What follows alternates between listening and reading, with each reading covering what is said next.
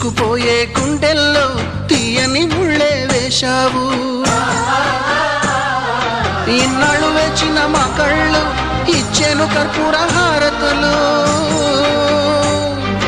ఇన్నాళ్ళు వేచిన మా కళ్ళు ఇచ్చేను కర్పూర హారతులు.